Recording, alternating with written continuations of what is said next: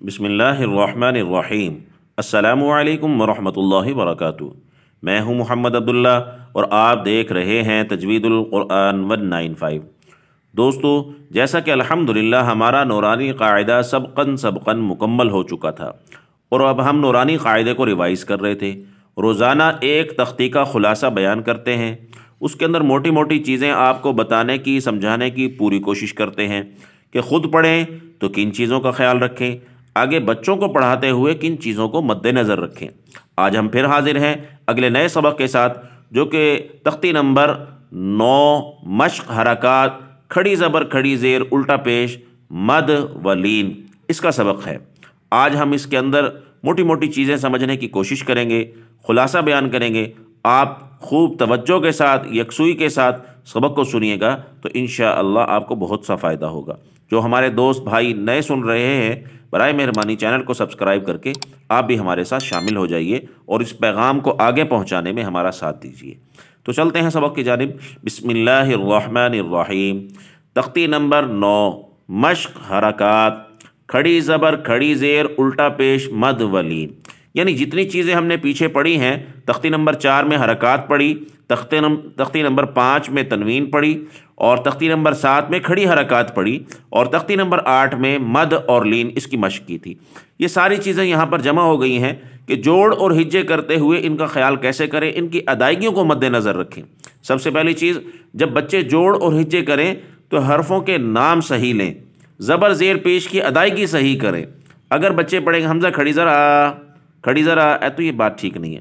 تو حمزہ زبر آ اور حمزہ کھڑی زبر آ، اس کی ادائیگی یہاں تک بچے کو معلوم ہو جانی چاہیے اور آپ خود بھی صحیح طریقے سے فرق کر کے پڑھ سکیں۔ تو جوڑ اور ہجے صاف ستھرے طریقے سے کریں، جیسے ہم پہلے بھی گزارش کرتے آ رہے ہیں۔ حمزہ کھڑی زبر آ، میم زبر ما، اگر پڑھیں گے میم زبر ما ناک کی طرف، یا نون زبر نا، تو یہ غلط ہے، ادائیگی صحیح نہیں ہے، تجوید کے ساتھ نہیں پڑھ رہے آپ۔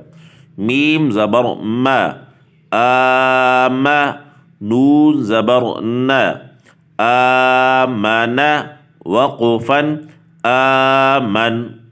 تو ایک تو یہاں پر جوڑ اور ہجے کرتے ہوئے حروف کی ادائیگیاں صحیح ہوں، دوسرے نمبر پہ زبر زیر پیش کا نام ہجے کرتے ہوئے صاف ستھرے طریقے سے صحیح طریقے سے لیا جائے، اور تیسرے نمبر پر وقف کرنے کا طریقہ ساتھ ساتھ ضرور بتایا جائے۔ اور جب یہ تختی ہم سیدھے طریقے سے جوڑ اور ہجے کے ساتھ پڑھا لیں تو یہ تختی بغیر ہجوں کے پڑھانے کی کوشش کریں، جیسے ذالک وقفن، ذالک رضو وقفن، رضو شاء وقفن شاء۔ اب آخر میں حمزہ ہے، آواز اس کے اوپر آ کے رکے، یہ نہیں کہ شاء، ہوا کے اندر آواز کو نہیں ختم کرنا۔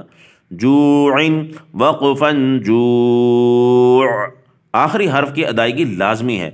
وقف جب بھی ہم کریں آخری حرف کی ادائیگی لازمی کریں۔ اگر ہم جو پڑھ کے چھوڑ دیں گے اور عین کو نہ پڑھیں تو یہ بڑی سنگین غلطی ہے۔ اسی طرح حروف لین پہ وقف کرتے ہوئے وقف کو تھوڑا لمبا کر کے کیا جائے گا۔ عین وقفن عین، اس کو مد وقفی کہا جاتا ہے۔ حروف لین پہ جب بھی ہم وقف کریں گے تو لمبا کر کے، خیر وقفن خیر، اس کو کہا جاتا ہے مد وقفی۔ خوف وقفن خوف۔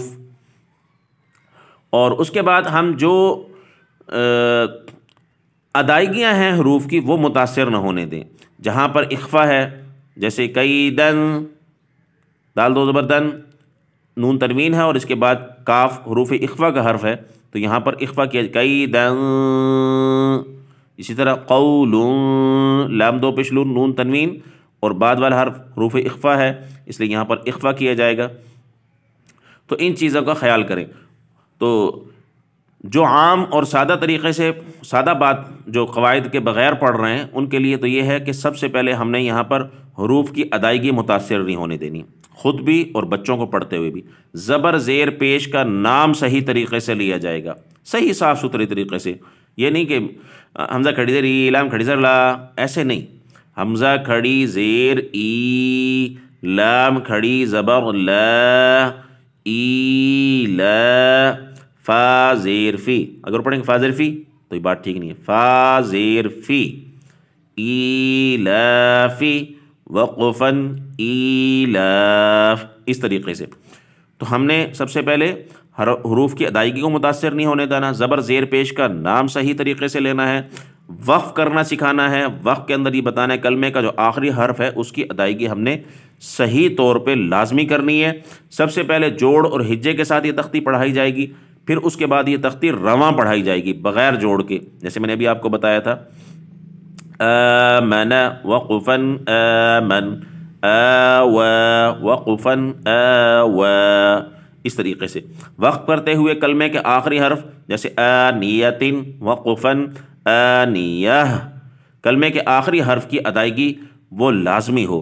یہ تو ان کے لیے ہے جو قواعد کے بغیر پڑھ رہے ہیں، لیکن جنہوں نے قواعد پڑھے ہیں، نون ساکن نون تنوین کے اخفا اظہار ادغام اقلاب یہ سب چیزیں پڑھی ہیں، تو وہ اس پوری لائن کو یہاں آ کے وقف کریں گے، پوری لائن کو ملا کر پڑھیں گے، ہر حرف کو اگلے حرف کے ساتھ ملاتے ہوئے یہاں آ کے ہر لائن کے آخر میں آ کے وقف کریں گے، ٹھیک ہے جی، یہاں ہر لائن کے آخر میں، اور درمیان میں تمام قواعد کا خیال رکھیں گے۔ جیسے ہمارے نون ساکن نون تنوین کے بعد جیسے ہم نے پہلے بھی بتایا کہ اگر اظہار کے حرفوں میں سے کوئی حرف آ جائے تو نون ساکن نون تنوین کا اظہار ہوگا، یعنی ظاہر کر کے بغیر غننے اور بغیر اخفا کے ساتھ پڑھیں گے، جیسے طغوا طیرا عاد علی عین فی، ہر لائن کی ایک آیت بنا کے دے دی جائے، جیسے اب طیرن یہاں غنہ نہیں کریں گے، اخفا نہیں کریں گے، کیوں؟ نون تنوین کے بعد عین اظہار کا حرف ہے، دال دو زیر دن نون تنوین ہے، آگے عین یہ اظہار کا حرف ہے، یہاں پہ اخفا نہیں کیا جائے گا۔ یہ بات ان کے لیے جو قواعد کے ساتھ پڑھ رہے ہیں پڑھا رہے ہیں۔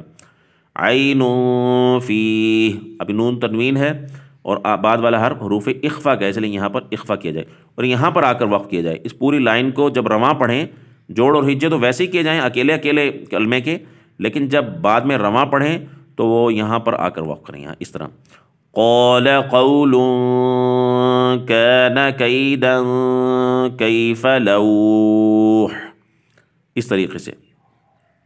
اسی طرح لیس مالا نارا ماء ویل یوم، یہاں پر آ کر اب لام دو زبر لن نون تنوین ہے، بعد والا حرف یہ مرلون کا ہے تو یہ اس کے ساتھ ادغام ہوگا اور غنہ بھی ہوگا۔ اسی طرح را دو زبر رن نون تنوین ہے اور بعد والا حرف یرملون کا یعنی ادغام کا ہے تو یہاں پر نون تنوین کے ساتھ مل کر غنہ بھی کیا جائے گا۔ حمزہ دو زیر ان نون تنوین ہے، بعد والا حرف یہ بھی ادغام کا ہے، اس کے ساتھ ادغام ہوگا اور غنہ بھی کیا جائے گا۔ ویلٌ نون لام دو پیش نون تنوین ہے اور بعد والا حرف یہ حروف ادغام کا ہے، اس لیے یہاں پر اس کے ساتھ ملا کر پڑھا جائے گا ویلٌ یوم۔ اس طریقے سے اس کی تمام اس کی جتنی بھی ہیں لائنیں، ان کا ہم ہر لائن کی ایک آیت بنانے اور ہر لائن کے آخر میں آ کے وقف کریں، تو تب جا کر بچہ صحیح قواعد کو مد نظر رکھ کر پڑھے گا۔ تو اسی طریقے سے مہادا نباتا وفاقا ثبورا رسول شہود، اب را دو زبر رن نون تنوین ہے لیکن بعد والا حرف حروف ادغام کا ہے، جیسے ہم نے پہلے بھی بتایا تھا لام اور را پہ بغیر غننے کے، جیسے کراما لباسا، میم دو زبر نون تنوین ہے لیکن بعد والا حرف حروف ادغام کا ہے، یرملون کا حرف ہے لیکن بغیر غننے کے ملا کراما لباسا، ایسے ہی رسول ثبور الرسول بغیر غننے کے ملایا جائے گا۔ چار حرف جو ہوتے ہیں ادغام کے، یا واو نون میم، اس پہ غننے کے ساتھ اور لام اور را پہ بغیر غننے کے، تو تمام اس طرح لائنوں کا ایک ایک آیت بنا لی جائے اور کلمے کے آخر پہ وقف کیا جائے تو بچہ انشاءاللہ مجھے امید ہے۔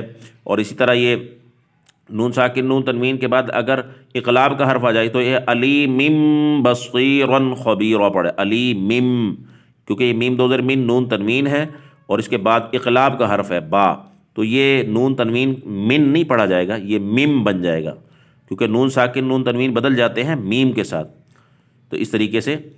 اور یہ بھی کریم مجید، تو یہ چھوٹے سے قواعد ہیں، یہ چھوٹا سے تختی کا پڑھانے کا طریقہ ہے۔ خوب اچھے صاف ستھرے طریقے سے خود بھی پڑھیے، بچوں کو پڑھائیے۔ میں امید کرتا ہوں آپ کو کچھ نہ کچھ اس میں سے ضرور سمجھ میں آیا ہوگا۔ میں نے مختصر انداز میں ایک انتہائی مختصر طریقے سے آپ کو سمجھانے کی پوری کوشش کی ہے۔ دوستوں سبق اچھا لگا کریں، لائک کر دیا کریں اور اس پیغام کو ضرور ان لوگوں تک پہنچائیں جو اس پیغام کے منتظر ہیں۔ ملیں گے انشاءاللہ اگلے نئے خلاصے کے ساتھ، تب تک کے لیے اجازت دیجیے، فی امان اللہ۔